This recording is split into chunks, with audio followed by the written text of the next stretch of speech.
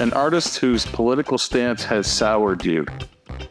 I didn't have one because I don't really keep up with any political jargon or nobody. Yeah, I thought that was an odd question, but the guy that wrote this list is from Britain. Yeah, so that would be the last person I listen to political would be an artist. Because that's my thing with any of this what's happening today. I listen to music for the music and nothing else.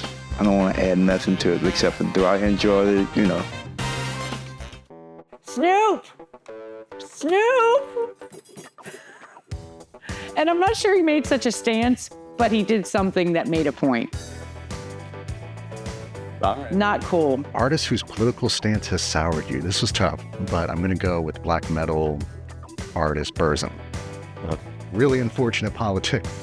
Really good musician. I hate to say it, but it's a tough listen. I mean, I work in music retail, and there are lots of people who have been semi or formally canceled for various views. I put down Morrissey. That's I don't know. I still enjoy listening to the Smiths. I still enjoy listening to the first 6 Morrissey solo records. You completely have to sever the artist from the art. And yeah, that's a tough one. I'm probably done seeing him live, and probably done giving him money for any kind of concert tickets or merch or anything like that, but it's not going to stop me from enjoying Every Day is Like Sunday. This one was tough because it's going to sound like a cop-out. For some, it may be hard to do, but the art is separate from the artist. My answer is Ted Nugent, because I was trying to think of an artist that I love, who I feel, and I've got a good story about that. So I went out to California on a little poetry tour one time, and the first event was in Oakland. And my friend Chris Stroffolino set up the reading, and a bunch of young poets that Chris knew from Mills College came to the reading. And when they found out I was from Louisville, they were all big Slint and Squirrel Bait and Rodin fans, so they wanted to talk about Louisville punk rock with me. And I forget how we got on the subject, and they were like, what were you into before punk rock? And I was like, Kiss, Queen, Ted Nugent. And they were like, Ted Nugent? You like Ted Nugent? Fuck that guy, And I was like, look, y'all, I don't look to rock and roll musicians for their political acumen. I'm looking elsewhere for political insight. He rocked and he ruled Louisville when I was a kid. And, I saw him at the fair in 2012. He still puts on an amazing show, Yeah, I hate what he stands for. I hate all the crap he's spewing. But again, Johnny Ramone was a really conservative, patriotic cat who I probably didn't align with politically, but I love the Ramones. So I'm not going to cancel Ted Nugent just because he's a douchebag, But I was talking with those guys, and one of them was like, man, he screams from the stage that you should leave America if you don't speak English. He's like a total racist, anti-immigrant, and this other guy said, yeah, man, wang, dang, sweet poontang. What the fuck kind of English is that? Ted Nugent doesn't even speak English. What's he talking about? Which I thought was hilarious. But yeah, he's the only one I can think of. And, I'll still jam to Ted when it comes on, but he's so ridiculous and over the top and goes out of his way to be such a troll that it makes you not want to like him, even if you do,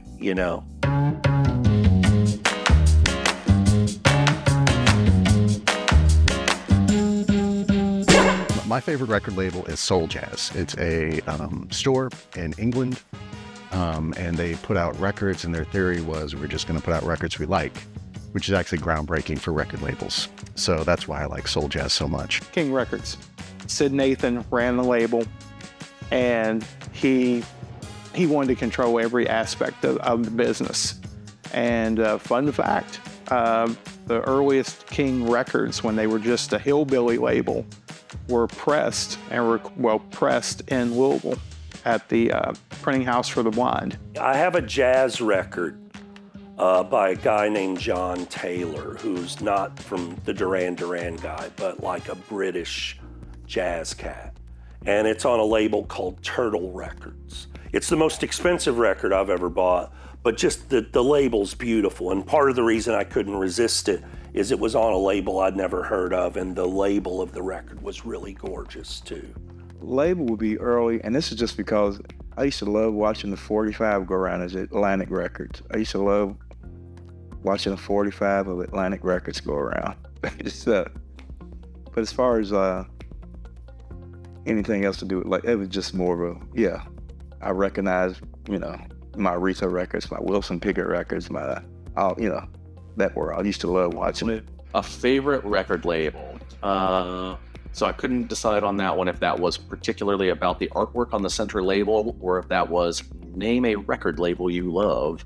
And I went with the big one. I went with Matador Records, who has been, consistently putting out everything that comes out on Matador is at least pretty good, if not a stone cold classic. The Pavement catalog, the Yo La Tengo catalog, getting into more recent stuff, Interpol. They've been the first piece of people to put out a Boy Genius record.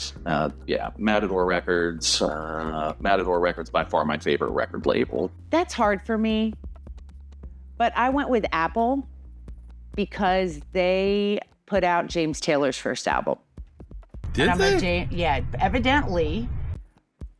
And I'm a big James Taylor fan, and I didn't know that Paul McCartney gave James Taylor in some way his break or introduced him in some way to be put out, and his first album came out on an Apple label. Okay, I didn't know that. That's Don't very cool. quote me on that, but I'm pretty sure.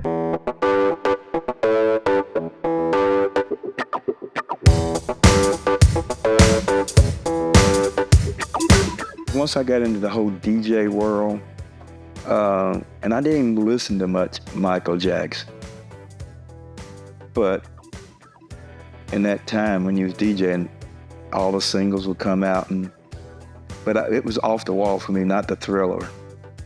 So Michael Jackson, I could play 4 or 5 songs of.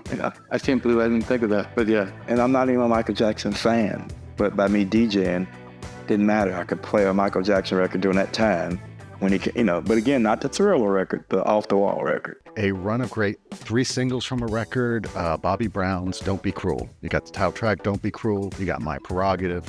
You got Every Little Step. And you can go into Tenderoni and all the others. But personally, that's a record that I got. Those songs are just bang forever for me. So I had to do a little research, and what I came up with was 3 singles in a row: Family Affair, Running Away, You Caught Me Smiling by Sly and the Family Stone, all from the same record even. So that's probably my best run of 3 singles that I could come up with off the top of my head.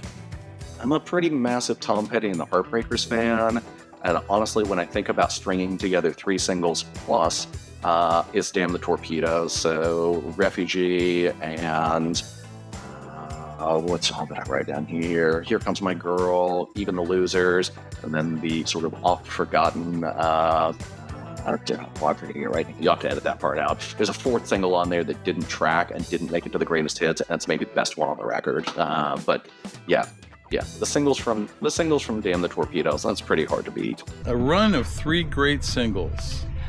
I went with, this is a sentimental reason, but I went with Adele with Rolling in the Deep. What are they?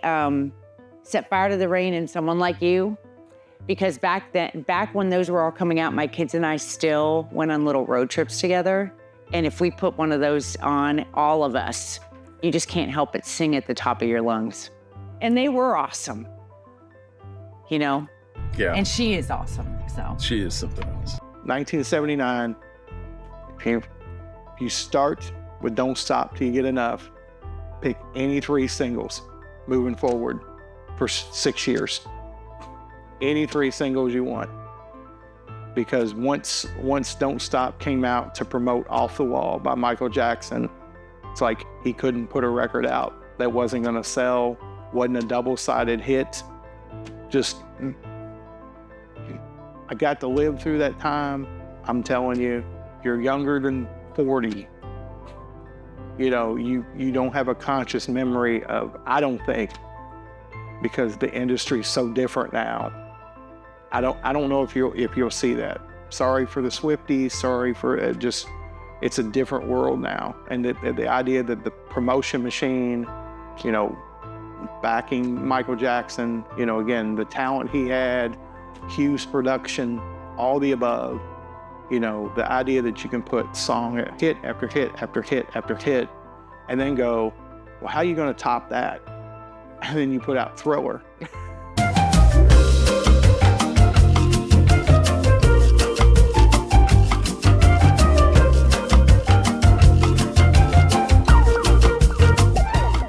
There have been a number of really, really good unreleased Bowie live shows. Thinking about the Cracked Actor, Philadelphia 74. That one's a really good one where he's playing the hits from 1968 to 1974, but done in Young American style. I like that one quite a bit. What did I actually write down? I wrote down one from last year, the Talking Heads live at WCOZ 1977, which is basically the first 2 Talking Heads albums live. The first record of that set had been previously issued as like 6 or 7 tracks on the Name of This Band is Talking Heads double live album that came out in 85 or 84. But yeah, I mean, early Talking Heads, it's hard to go wrong with that. That was also my selection. Oh, I love that. Yeah, it's a classic. Bobby Gentry, The Windows of the World. It was advertised as such when it came out. It wasn't new. It was on the box set, but it was compiled into an LP form. And yeah, it's kind of that album that should have been released, but wasn't. She's one of those amalgamations of like country sophistication, blue-eyed soul type sound. And I just think it's one of those like, yeah, it's a record store day title, maybe hard to get for you, but I'm telling you, The Windows of the World by Bobby Gentry is the best Bobby Gentry album that never was. An RSD purchase that you actually consistently listen to. I have no answer. Sorry. A record store day purchase that I actually consistently listened to. I thought this question was hilarious. That says a lot in the subtext. But I really listened to this Czarface Double Dose of Danger. It was a beat record, instrumental record, and it came with a comic book, kind of harkening back to the 80s comic book with the record.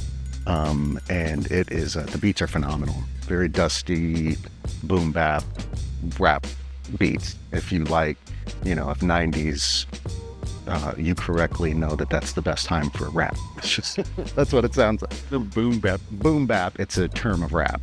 It's kind of late 80s, early 90s, sampled heavy. Drums are very strong on it. You don't buy anything on RSD, or do you? No. Hey, but I did.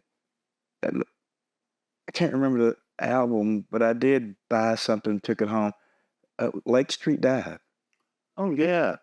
When I heard them doing there was a little EP that had them doing a remake of the Jackson 5 song. I Want You Back, I believe. So I did, because it was a kind of little rare thing. It was an extra record. So I did buy that and take it home. I liked it. I saw them here at Waterfront Wednesday. This one was a gift from Lloyd, a former employee here and a customer and a big record fan, Lloyd King. Bangers by Miley Cyrus. This is the Record Store Day pink vinyl version that came out in 2017. Thank God, because this was only released very briefly. Well, it came out on CD, and I think there was just a limited run on vinyl, and it goes for a whole bunch of money. I love this record, not just because I like Miley and I think this is a good record, but I was in love with someone who lives in Los Angeles and went out there to try to win them over and talk them into coming to Kentucky or whatever. And my friend Black Nasty loaned me both his car and his apartment while I was in LA. And Bangers had been out for 3 or 4 months. And that CD was in the car stereo. And I just left it in there for the whole trip. And it was the trip was a whole emotional ordeal, a lot of ups and downs. And this record was the soundtrack for that whole crazy trip. And I already I'd already heard We Can't Stop and what's the other big one? Wrecking Ball. I loved both those songs. But, and generally my associations with albums aren't primarily sentimental. That matters, but I try not to let it sway my aesthetic. I'm not going to listen to something that sucks just because I liked it when I was a kid for sentimental reasons if it doesn't have something to offer me now. But this, I have a more developed sentimental attachment to this particular record than most I know. Cool.